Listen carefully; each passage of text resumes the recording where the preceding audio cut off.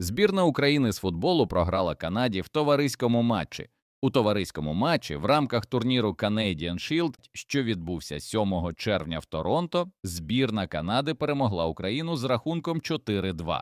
Збірна Канади, яку очолює тренер Джессі Марш, із перших хвилин захопила ініціативу. Вже на 4-й хвилині нападник Джонатан Девід відкрив рахунок, замкнувши простріл від Кайла Ларіна після швидкої комбінації на правому фланзі. Канадці продовжили тиснути, використовуючи швидкі флангові атаки та високий пресинг, що змушувало українців помилятися в захисті.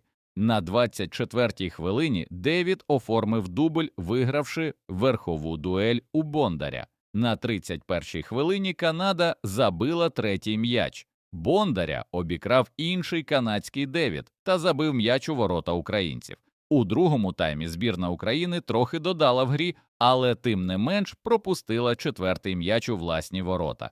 Наприкінці зустрічі команді Реброва вдалося відіграти два м'ячі. Забивали Забарний та Зінченко з пенальті. У підсумку легка перемога канадців 4-2.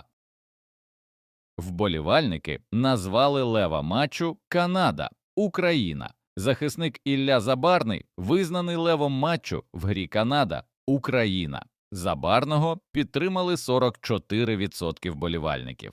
Захисник Борнмута відзначився забитим м'ячем на 89-й хвилині. Ілля вдало зіграв на добиванні. Для Забарного це другий гол за збірну. Першим він відзначився у матчі кваліфікаційного раунду до Чемпіонату Європи 2024 проти Північної Македонії. За підсумками голосування за лева матчу, друге місце посів Анатолій Трубін, третє – Олександр Зінченко. Шановні глядачі, а перед тим, як ми продовжимо, поставте лайк цьому відео та підпишіться на канал. Дякуємо за те, що з нами.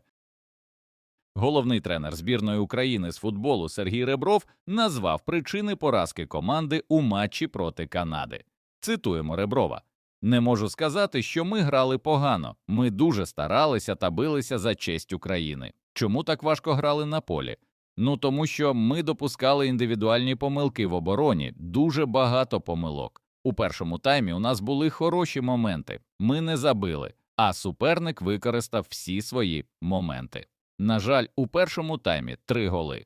Але я вважаю, що всі ці голи – індивідуальні помилки в обороні. І це дуже важливо. Ми граємо на високому рівні. Будь-які команди. І я вважаю, команда Канади дуже високого рівня. Якщо ми так часто помиляємося в обороні, то вони нам забивають. Але це лише товариські матчі. Все під контролем. Так, на жаль, зараз в країні йде війна і рівень чемпіонату не такий високий, як хотілося би. Окрім того, ми дуже втомилися. Ну і просто нагадаю, це не офіційний матч, а лише товариський, тому гравці і не на 100% зосереджені, сказав головний тренер збірної України Сергій Ребров. Ребров обрав голкіпера на гру з Новою Зеландією після фіаско з Канадою. Головний тренер національної збірної України Сергій Ребров оцінив функціональний стан Андрія Луніна, заявивши, що голкіпер вийде в старті на матч проти Нової Зеландії. Він абсолютно в порядку. Зараз у нас є 3 хороших воротарів. Андрій зіграє у другому матчі. Ми домовилися про це перед цим поєдинком. Він у хорошій формі, готується до наступного матчу і готовий до клубного чемпіонату світу, сказав Ребров.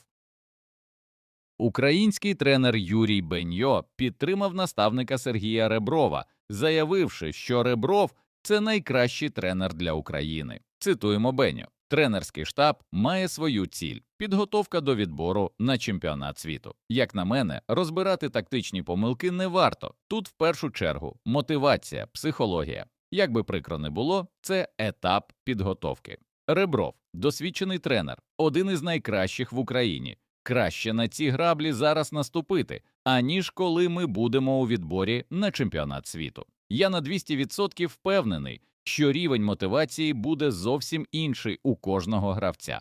Це ясно і зрозуміло, заявив Беньо. Підтримав тренера збірної України Сергія Реброва і екс-тренер Кривбасу Юрій Вернедуб. Цитуємо Вернедуба. «Зараз ми дуже звикли. Спочатку підтримуємо тренера, пишемо гарні речі, а щось пішло не так. І все, лється критика. Зараз казати щось на адресу головного тренера і штаб, я вважаю, не дуже добре.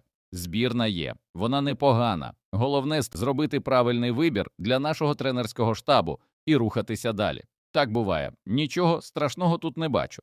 Так, зараз у Сергія Станіславовича не найкращі часи, але він розбереться, і збірна рухатиметься тільки вперед, сказав Вернедуб. Відомий легіонер повертається до складу «Динамо Київ». Грузинський вінгер Георгі Цітейшвілі залишив Гранаду, повідомив офіційний сайт клубу. Футболіст виступав за команду на правах оренди до кінця сезону. Тепер він повертається у «Динамо». Його угода з київським клубом, за даними трансфермаркету, діє до 31 червня 2026 року. Відзначимо, що 23-річний грузин минулого сезону провів 36 матчів у Сегунді, забив 7 голів та віддав 4 результативні передачі. Шахтар знайшов нового нападника. Шахтар хоче підписати центрального нападника Ренна Бертуга Єлдерима, повідомляє Футомак. Гравця дуже хоче бачити у клубі новий головний тренер команди Арда Туран. Контакти між сторонами продовжаться на наступному тижні. У цьому сезоні форвард на правах оренди виступав за Хетафе, де забив 3 голи та зробив 1 асист в 27 матчах. За Рен футболіст провів 28 матчів, в яких забив 1 гол та зробив 2 асисти. ЛНЗ може підписати вінгера збірної України. Як стало відомо Sport.ua, новий головний тренер фіолетових Віталій Пономарьов був би не проти знову попрацювати з Іллею Квасницею, з яким перетинався у Львівському Руху. В нинішньому сезоні Ілля провів 24 матчі на клубному рівні, забивши 4 голи та віддавши 4 результативні передачі. У першій частині сезону він виступав за Рух, де провів 17 матчів. За даними трансфермаркету, його трансферна вартість становить 3 мільйони євро. Стало відомо, скільки грошей Борнмут хоче отримати за Забарного. Англійський журналіст Данкан Каслс повідомив, що Борнмут хоче отримати від ПСЖ за можливий трансфер українського центрбека Іллі Забарного понад 50 мільйонів фунтів стерлінгів. Про це він розповів у своєму подкасті. Спортивний радник ПСЖ Луїш Кампуш розпочав прямі перемовини з Борнмутом щодо трансферу Іллі Забарного. Кампуш хоче залучити Забарного як потенційного наступника Маркіньйоса.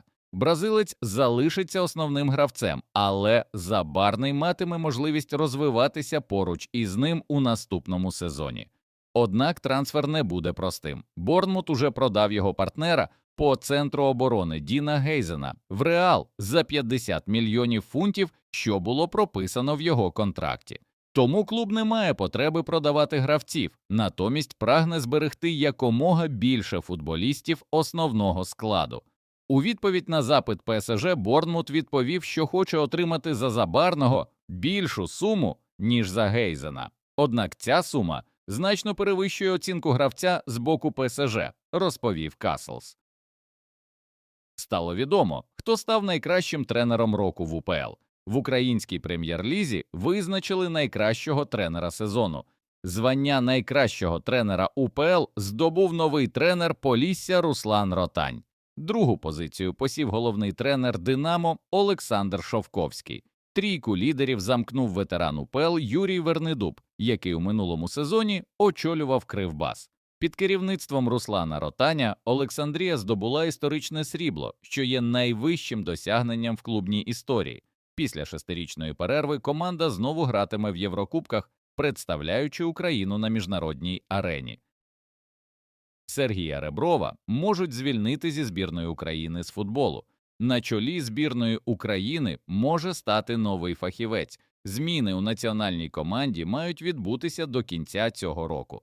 Новим головним тренером синьо-жовтих може стати іноземець, повідомляє Марка. Серія невдалих результатів збірної України в офіційних матчах призвела до обговорення потенційних кандидатур заміни Сергія Реброва.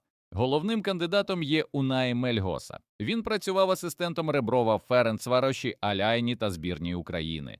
А нещодавно, як головний тренер молодіжної збірної, вів команду на Євро 2025. Після завершення турніру Мельгоса може очолити головну синьо-жовту команду. Шановні глядачі, ставте лайк цьому відео та підписуйтесь на канал. Дякуємо за те, що з нами.